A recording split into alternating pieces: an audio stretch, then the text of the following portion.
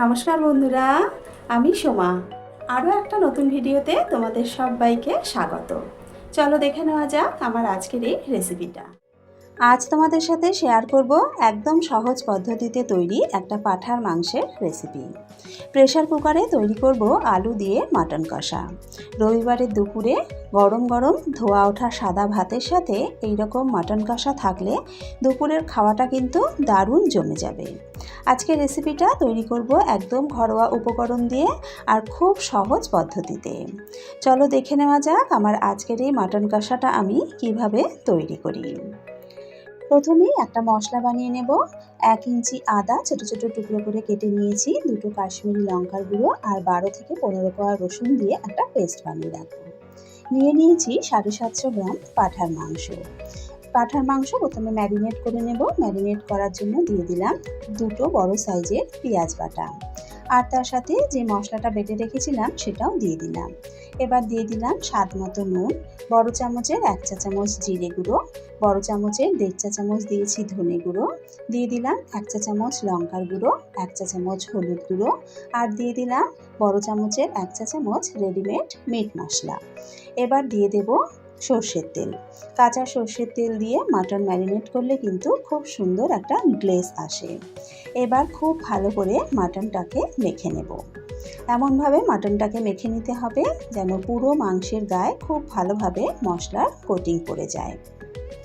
দেখতেই পাচ্ছ, একটু সময় নিয়ে মাটনটাকে কিন্তু খুব ভালো করে মেখে নিতে হবে। মটনটাকে খুব ভালো করে মেখে নিয়েছি। এবার চাপা দিয়ে 1 ঘন্টা রেখে দেব। তবে হাতে যদি সময় কম থাকে অন্ততপক্ষে আধ ঘন্টা কিন্তু চাপা দিয়ে রাখতেই হবে, তা না হলে কিন্তু মাটনের ভেতরে এই মশলাপাতিগুলো ভালোভাবে ঢুকবে না। প্রায় 1 ঘন্টা পর ফিরে এলাম। একটা কড়া গরম করে তাতে দিয়ে দিলাম সর্ষের তেল। তেল গরম করে তাতে দিয়ে দিলাম আলু। আমি এখানে মাটনটা আলু দিয়ে করব, তাই একটু বেশি করেই আলু নিয়েছি। তবে আলুর পরিমাণটা তোমরা নিজেদের পছন্দ অনুযায়ী ব্যবহার করো। আলুর মধ্যে দিয়ে দিলাম 1/2 চা চামচ নুন আর 1/2 চা চামচ হলুদ গুঁড়ো। নুন হলুদ দিয়ে আলুগুলোকে বেশ লাল করে ভেজে নেব। আলুগুলোকে দেখো লাল করে ভেজে নিয়েছি। ভাজা আলুগুলো তুলে নিলাম। এবার তেলটা খুব গরম আছে, গ্যাসটা কমিয়ে তেলটাকে একটু ঠান্ডা করে নিলাম। এবার এতে দিয়ে দেব 1 চা চামচ চিনি। গরম তেলের মধ্যে চিনি দিলে কিন্তু মাংসের রঙটা খুব সুন্দর হয়। চিনিটাকে দিয়ে ভালো করে নাড়াচাড়া করে নেব যতক্ষণ না পর্যন্ত চিনিটা মেল্ট হয়ে আসছে। আস্তে আস্তে দেখো চিনিটা মেল্ট হতে শুরু করেছে। এর থেকে আর বেশি চিনি মেল্ট হতে দেব না, কারণ এর থেকে বেশি চিনি মেল্ট হলে পুড়ে গেলে কিন্তু মাংসের স্বাদটা তেতো হয়ে যাবে। এই পর্যায়ে দিয়ে দিলাম থেতো করা বড় এলাচ, দারচিনি আর লবঙ্গ।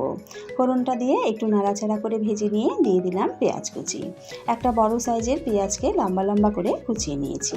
পেঁয়াজটাকে লাল করে ভেজে নেব। পেঁয়াজ দেখো লাল করে ভেজে নিয়েছি। এবার ম্যারিনেট করে রাখা মাটনটা দিয়ে দেব।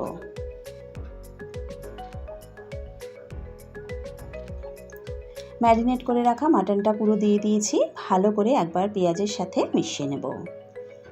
এই সময় কিন্তু গ্যাসের আগুনটা মিডিয়াম টু হাইতে রয়েছে। মাংস দেওয়ার সাথে সাথেই লোতে করে দিলে কিন্তু মাংস থেকে অনেকটা জল বেরিয়ে যাবে, তাতে কিন্তু ভালোভাবে কষানো হবে না। মিনিট 2 হাই ফ্লেমে এইভাবে একটু ভালো করে নাড়াচাড়া করে নিয়েছি। এবার গ্যাসের ফ্লেমটা লোতে করে 5 মিনিট লো আঁচে রান্না করে নেব। 5 মিনিট পর চাপাটা তুলে নিলাম। দেখতেই পাচ্ছ মাংস থেকে কিন্তু অনেকটা জল বেরিয়েছে। আবারও একবার ভালো করে নাড়াচাড়া করে দিলাম।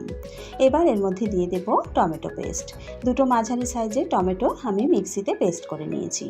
টমেটো পেস্টটাকে দিয়ে খুব ভালো করে মিশিয়ে নেব। এবার চাপা দিয়ে 10 মিনিট লো আঁচে রান্না করে নেব।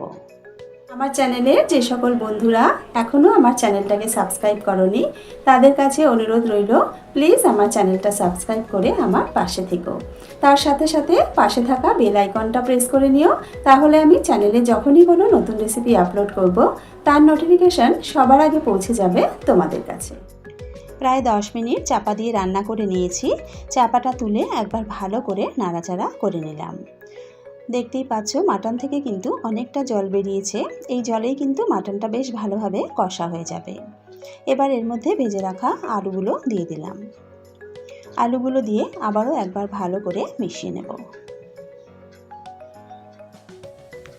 মাটনের সাথে আলুটাকে ভালো করে মিশিয়ে নেব। আমি ম্যারিনেট করার সময় 1 চামচ মিট মশলা দিয়েছিলাম, এই সময় আরও 1 চা চামচ রেডিমেড মিট মশলা দিয়ে দিলাম। মিট মশলাটা থেকে দিয়ে আবারও ভালো করে মিশিয়ে নিলাম।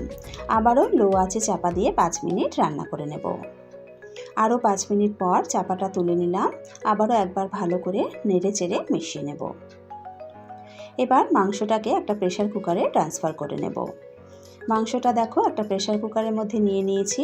ম্যারিনেট করা বাটিটাকে ভালো করে ধুয়ে এখানে গরম জল দিয়ে দিলাম। এই সময় কিন্তু গরম জলই ব্যবহার করবে, নাহলে মাংসের স্বাদটা কিন্তু অনেকটা ফিকে হয়ে যায়। এবার প্রেসার কুকারের ঢাকনাটাকে বন্ধ করে দিলাম। মিডিয়াম টু হাই আছে 5 থেকে 6টা সিটি পড়া পর্যন্ত অপেক্ষা করব। প্রায় 6টা সিটি পড়ে গেছে। এবার গ্যাসটা বন্ধ করে দেব। পুরো প্রেসার কুকারটা ঠান্ডা হওয়া পর্যন্ত অপেক্ষা করব। প্রেসার কুকারটা এখন পুরোপুরি ঠান্ডা হয়ে গেছে। এবার প্রেসার কুকারের ঢাকনাটা খুলে দিলাম। দেখতেই পাচ্ছ কত সুন্দর একটা কালার এসেছে। এবার গ্যাসটা অন করে দেব। একবার ভালো করে মাংসটাকে নেড়ে চেড়ে মিশিয়ে নেব। পাঁঠার মাংসে একটু ঝোল হলে কিন্তু খেতে বেশি ভালো লাগে। তবে এখন যতটা ঝোল দেখতে পাচ্ছ, ঠান্ডা হলে কিন্তু আস্তে আস্তে ঝোলটা টেনে আসে, একটু গাঢ় হয়ে যায়। হাই ফ্লেমে মিনিট খানেক মতন ফুটিয়ে নিয়েছি। এবার নামানোর আগে দিয়ে দিলাম 1/2 চা চামচ গরম মশলার গুঁড়ো। গরম মশলার গুঁড়োটা দিয়ে আবারও একবার ভালো করে মিশিয়ে নিলাম। এর থেকে আর বেশি ঝোল শুকনো শুকনো করব না, কারণ ঠান্ডা হলে কিন্তু আরও টেনে যাবে। এবার নামিয়ে গরম গরম সার্ভ করে নিলাম। তৈরি হয়ে গেল আলু দিয়ে মাটন কষা। এইভাবে প্রেসার কুকারে আলু দিয়ে মাটন রান্না করলে কিন্তু খুব সহজে তৈরি হয়ে যায়। দুপুরের গরম গরম ধোয়া ওঠা সাদা ভাতের সাথে এই মাটন কষা থাকলে শুধু এই দিয়েই কিন্তু পুরো ভাত খাওয়া হয়ে যায়। আর এইভাবে মাংস রান্না করতে দেখলে তো কত সহজে তৈরি হয়ে যায়, উপকরণও কিন্তু খুব বেশি লাগে না। আশা করি আমার আজকের এই রেসিপিটা তোমাদের ভালো লেগেছে। যদি রেসিপিটা ভালো লেগে থাকে তাহলে অবশ্যই কিন্তু রেসিপিটা একবার বাড়িতে ট্রাই করো। আর বাড়িতে ট্রাই করলে খেতে কেমন হয় কমেন্টস করে আমাকে জানাতে কিন্তু ভুলো না। আজকের ভিডিও এখানেই শেষ করছি। আবারও হাজির হয়ে যাব একটা নতুন রেসিপির সাথে। সকলে ভালো থেকো, সুস্থ থেকো।